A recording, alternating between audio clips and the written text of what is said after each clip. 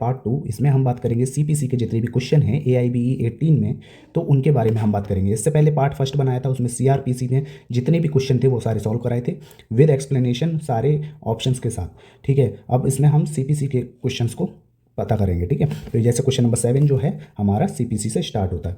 अब सीपीसी में पहला क्वेश्चन देख लीजिए आप कि कौन सा ऐसा मटेरियल है जो डिसाइड करता है ज्यूरिडिक्शन को, सिविल कोड, ठीक है, of the civil code in the CPC. तो ऐसा कौन सा मटेरियल है जो ज्यूरिडिक्शन को डिसाइड करता है। अब बताइए, रिटन स्टेटमेंट करेगा। रिटन स्टेटमेंट क्या होता है, प्लेंट का जो है जवाबी तो होता है, रिटन स्टेटमेंट डिफेंडेंट द्वारा दिया जाता है, तो यानी कि रिटन स्टेटमेंट तो हो नहीं सकता, ठीक है। प्लेंट, हाँ, जब कोई प्लेंटिफ होता है, अपनी कोई वाद होता है, वाद को जब वो न्यायालय में प्रस्तुत करता है तो उसमें न्याय क्षेत्राधिकार की भी बात होती है कि कौन सा क्षेत्राधिकार में है, ठीक है। तो यानी कि option A is the correct answer, ठीक है। आई होप आपको समझ में आ गया होगा। तो अवर्डमेंट मेड इन द प्लेंट्स, ठीक है, अवर्डमेंट माने प्रस्तुत करना, ठीक है, तो प्लेंट में प्रस्तुत करना। चलिए बढ़ते हैं क्वेश्चन नंबर 8 की तरफ। Which of the following can not be consider as a suit of civil nature, किसे सूट ऑफ सिविल नेचर नहीं माना जा सकता, कंसीडर नहीं किया जा सकता अंडर सेक्शन ऑफ 9, ये किसे कंसीडर नहीं किया जा सकता। तो ऑप्शन आपका पहला है वॉलेंट्री पेमेंट, जो आप अपनी इच्छा से किसी को दान दे रहे हैं, ठीक है, या अपनी इच्छा से किसी को दे रहे हैं फिर उसकी रिकवरी करने का सूट, ओके। दूसरा है फ्रेंचाइजी, तीसरा है स्पेसिफिक रिलीफ, और चौथा है राइट ऑफ वर्शिप, ठीक है।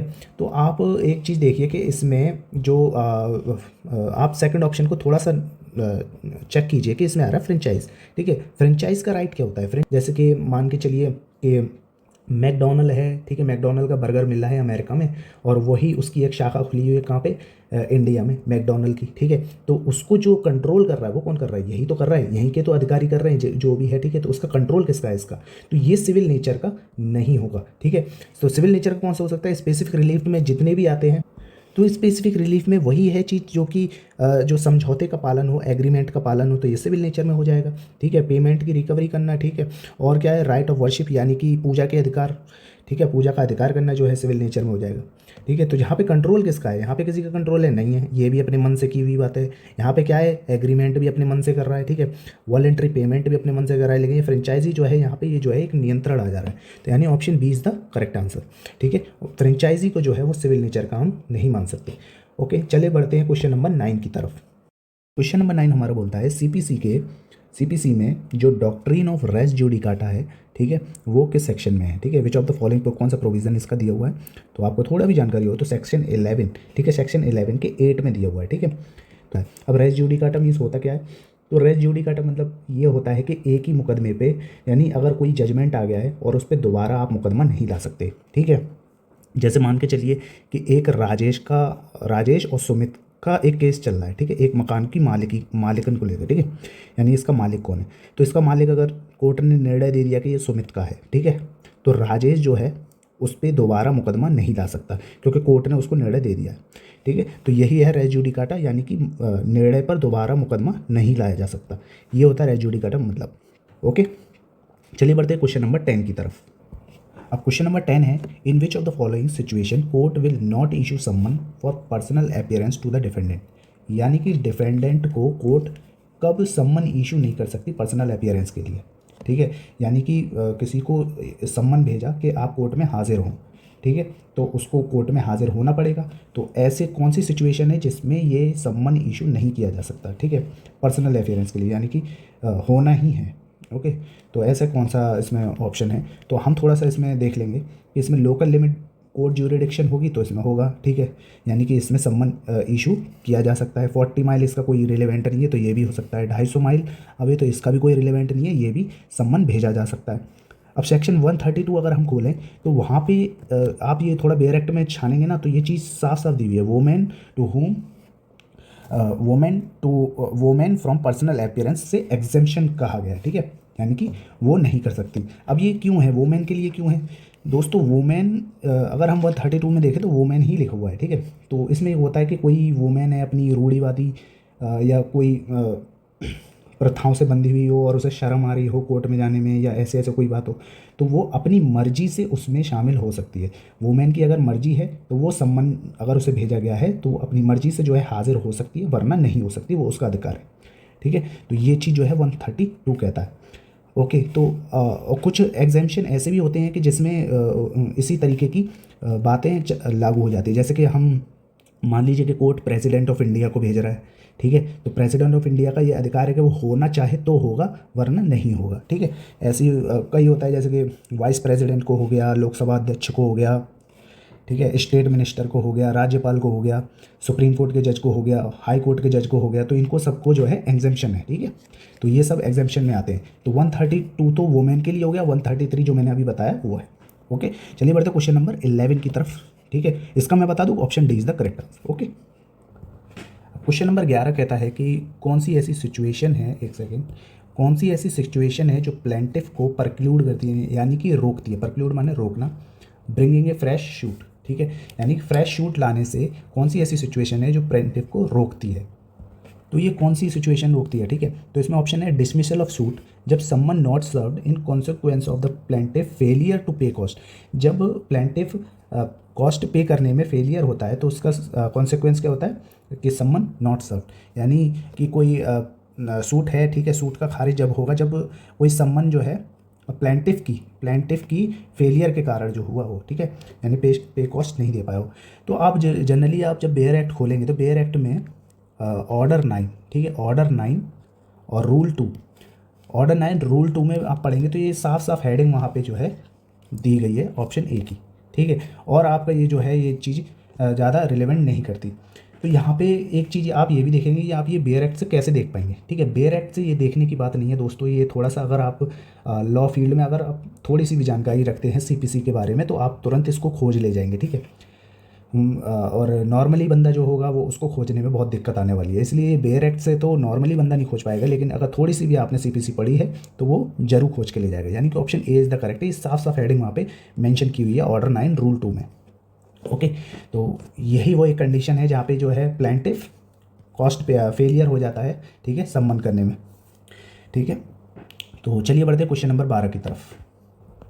तो क्वेश्चन नंबर 12 है हाउ मेनी टाइम, कितने टाइम मैक्सिमम, ठीक है, ज़्यादा से ज़्यादा कितनी बार एडजमेंट जो है ग्रांट की जा सकती है किसी भी हेयरिंग में, ठीक है, किसी भी सूट के हेयरिंग में।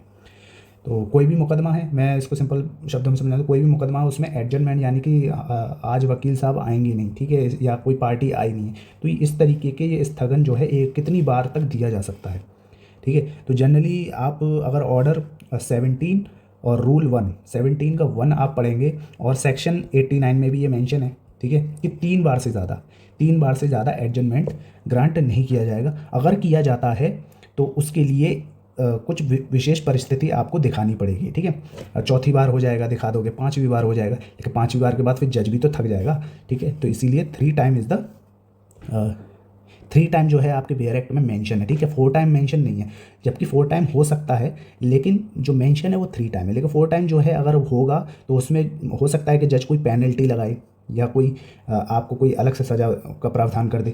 तो ये चीज़ जो है 4 टाइम नहीं है, 3 टाइम जो है बेयर एक्ट में मैक्सिमम आप कर सकते हैं, वरना आप पेनल्टी के हकदार हो सकते हैं, ठीक है, 4 टाइम करेंगे। तो इसलिए 3 time is the correct answer, यानी ऑप्शन बी। ओके, चलिए बढ़ते हैं क्वेश्चन नंबर 13 की तरफ।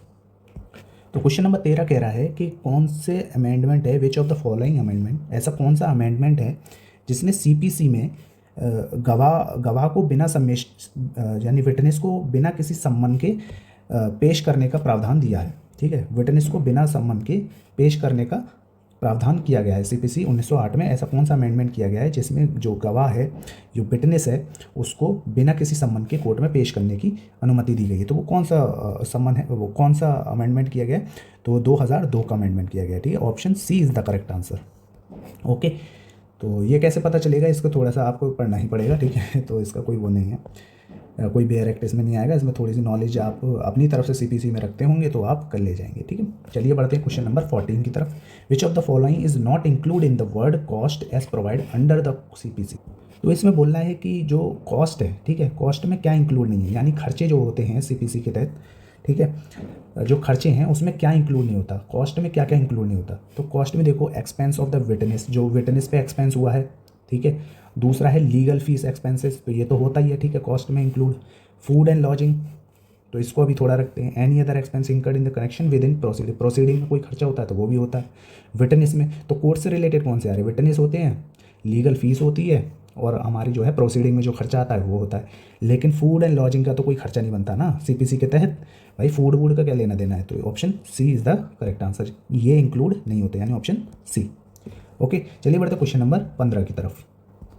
क्वेश्चन नंबर 15 है व्हाट पीरियड, ठीक है, what period is prescribed of CPC defendant to enter an appearance for filing address of serving of notice on him and in case of suit where summary proceeding is to be applied. तो इसका कहने का मतलब ये है दोस्तों, मैं इसको सरल शब्दों में बता दूं कि अगर कोई डिफेंडेंट है, ठीक है, उसको हमने सम्मन भेजा, ठीक है, तो सम्मन मिलने के बाद, सम्मन उसे मिल गया, ठीक है, उसके बाद उसे कितने दिनों के अंदर अंदर अपना नोटिस जो उसे मिला है, जो सम्मन उसे मिला है, तो वो नोटिस में अपना नाम पता लिखवाना ज़रूरी है, ठीक है। Filing address for serving on notice होनी, ठीक है, यानी उस नोटिस पे अपना पता लिखवाने की पीरियड क्या है, यानी कि कितने दिनों के भीतर अपना एड्रेस जो है वो लिखवाएगा। तो ये बोल रहा है, ठीक है। तो नोटिस मिलने के बाद जो है, जब नोटिस मिल जाता है तो नोटिस के लिए जो पता दर्ज कराते हैं तो वो कितनी अवधि के अंतर्गत वो निर्धारित हो जाना चाहिए, ठीक है। तो इसका सही आंसर जो है दोस्तों, तो वो है 15 दिन, ठीक है। तो 15 दिन के अंदर अंदर जो है सम्मन प्राप्त होने के 15 दिन के अंदर अंदर नोटिस पे अपना एड्रेस फाइलिंग करा देना। ओके, तो ये जो प्रावधान है दोस्तों ऑर्डर 37, ठीक है, 37 के तहत जो है वो दिया गया है कि 15 दिन के अंदर अंदर डिफेंडेंट को अपनी उपस्थिति दर्ज करानी होती है सम्मन मिलने के बाद। ओके, चलिए बढ़ते हैं क्वेश्चन नंबर 16 की तरफ।